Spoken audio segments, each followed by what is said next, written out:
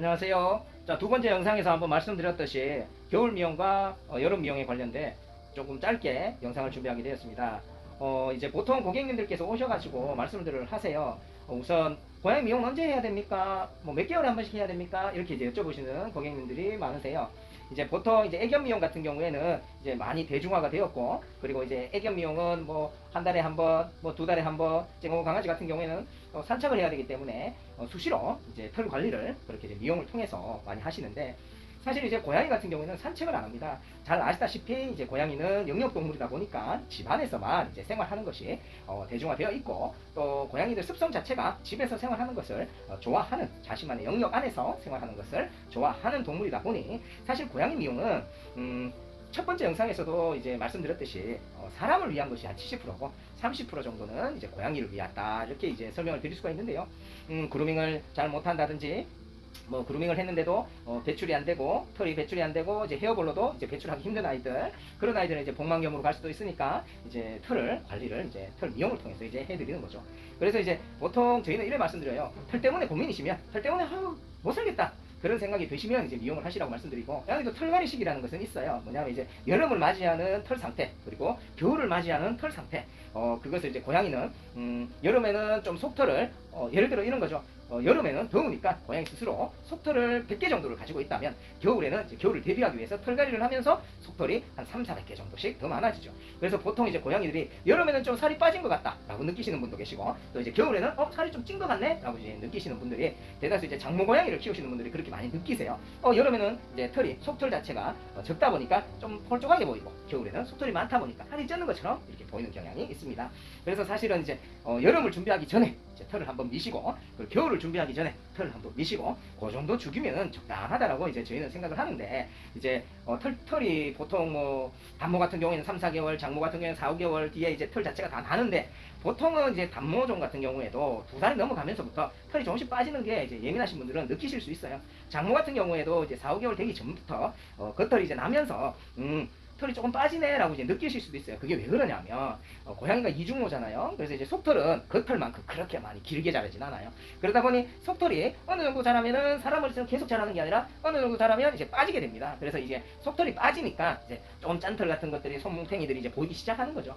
그래서 이제 보통은 속털이 어느 정도 자라면 털이 조금씩 빠진다 라고 느끼셔서 또 이제 털을 깎으시는 분도 계시고요. 그래서 이게 왜 그러냐면, 결과적으로는 강아지 같은 경우에도 물론 미용을 통해서 스트레스를 받죠. 그래서 뭐 교감이라든지 훈육이라든지 이런 걸 통해 가지고 이제 미용을 진행하는 경우도 있지만, 고양이 같은 경우에는 강아지보다 더 영역 동물이다 보니, 영역을 벗어나서 새로운 어떤 환경에서 새로운 모르는 낯선 사람이 제압을 통해서 미용을 한다는 것 자체가 엄청난 스트레스로 작용하기 때문에 웬만하면 무마치든 마치든 미용을, 집을 벗어나는 어떤 일들은 좀 피해 주시는 것이 좋다라고 이제 말씀을 드리는데, 아무래도 이제 그렇다고 해서 고양이가 뭐 스트레스를 받는다고 해서 막 갑자기 죽거나 이러지는 않아요. 대신에 HCM이라는 어떤 심장병, 유전병을 가지고 있는 아이들이나, 혹은 방광염을 앓고 있다거나 결석을 앓고 있다거나 심장병이 있는 아이들은 기존에 아는 경우는 모르겠지만 집사님들도 모를 수도 있어요. 그 모르는 상황에서 스트레스를 받게 되면 병이 되게 많이 커져요.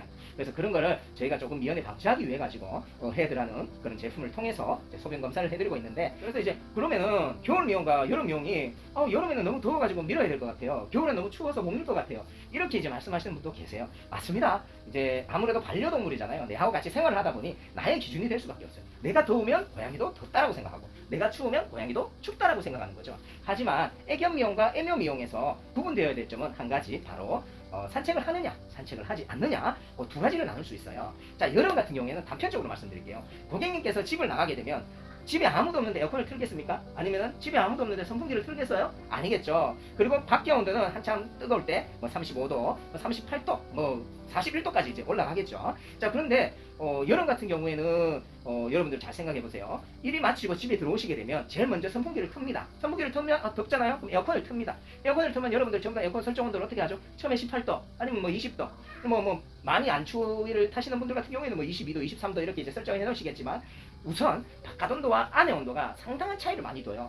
밤에 같은 경우에도 바깥의 온도는 38, 뭐 6도, 35도인데 안의 온도는 23도, 10도 이상의 어떤 차이가 나다 보니까 사람도 환절기 감기가 걸리듯이 고양이도 자칫 감기에 걸릴 수도 있다는 거죠. 그래서 사실상 털을 홀라당 다 벗겨놓으면 여름에 집에 있는 고양이 입장에서 에어컨을 틀면 더 추운 거죠. 그렇다고 해서 여름이라고 해서 이불들도 겨울만큼 이불이 두껍지도 않아요. 얇은 거고, 혹은 방바닥 또한 시원해요. 보일러를 안 트니까. 그렇다고 고양이들이 이제 시원한 곳을 자기들이 다 찾아가게 되는 거죠. 고양이들은 충분히 여름에도 털에 있는 상태가 자기들이 그루밍을 하면서 열을 밖으로 배출도 시키고 털을 통해서 어떠한 온도 변화를 감지도 하고 또 온도를 자기들이 스스로 조정을 합니다. 그런 상태에서 털을 다 밀어버리면 일단은 에어컨을 막 틀게 되면 더 많이 추위를 더 타겠죠, 오히려. 그래서 이제 고객님들 보시기에는 아우 털 있는 거 보면은 더운데 얘들 보기만 해도 너무 덥다 이렇게 이제 느끼시기 때문에 이제 여름에 이용을 많이들 하시는 거고요. 자, 그렇다면 겨울 미용은 뭐냐? 자, 겨울에 그러면은 미용을 하게 되면 춥지 않을까요? 라고 이제 많은 분들께서 이제 문의를 해주세요. 당연히 춥죠. 저희들도 잠바를 입고 있다가 갑자기 잠바를 벗으면 어우 추워라 하면서 이제 온도 변화를 쉽게 감지를 할 수 있잖아요. 하지만 이제 이렇게 달리 생각하실 수가 있어요. 저희들 사람 같은 경우에도 외출을 하고 강아지도 외출을 하기 때문에. 그런데 고객님들 집에만 있을 때 춥다고 느끼시나요?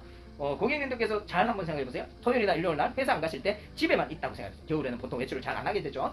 집에만 있다고 생각해보세요. 집에서 있는데 많이 춥나요? 추위를 드시나요? 그렇지 않은 이유가 보일러를 틀기 때문이죠. 그리고 겨울에 뭐 선풍기를 트나요? 오히려 저희 집 같은 경우에는 보일러를 뭐 25도, 26도 설정해놓고는 오히려 잘 때 선풍기를 틀고 삽니다.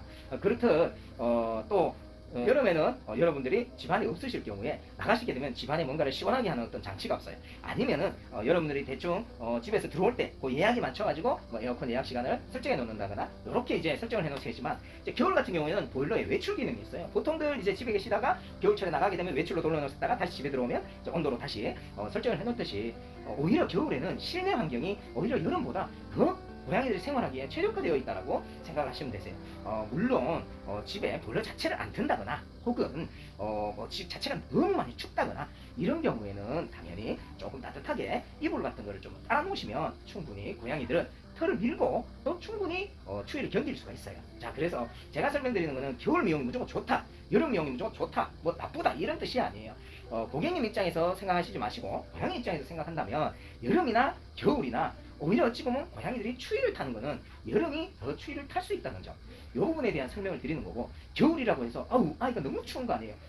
다시 한번 생각해보세요. 고객님께서 더 추워서 고양이도 추울 것이라는 생각을 하시기 때문일 거예요.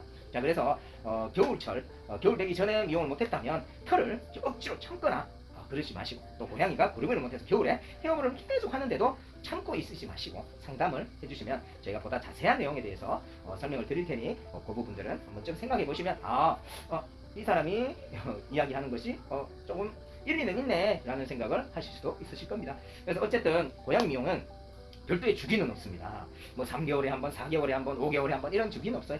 고객님께서 털 때문에 고민이시거나 혹은 고양이가 너무 많은 헤어볼을 한다거나 혹은 뭐 고양이에게 특별한 질병이 있을 것 같다, 뭐 혹은 너무 설사를 많이 해서 엉덩이 털에 똥이 너무 많이 묻는다, 뭐 등등, 또는 털이 너무 얇아서 너무 잘 엉킨다, 이거 한 달만 더 있으면 엉킬 것 같은데, 혹은 집에서 빗질을 잘 못해 두신다, 이러실 때는 무조건 고양이들에게 춥다라는 생각은 잠시 벗어두시고요.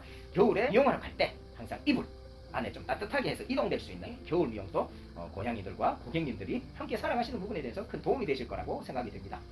구독과 좋아요 부탁드리고요. 예뻐진양은 앞으로도 고양이들을 위해서, 고객님들을 위해서 최선을 다하도록 노력하겠습니다. 감사합니다.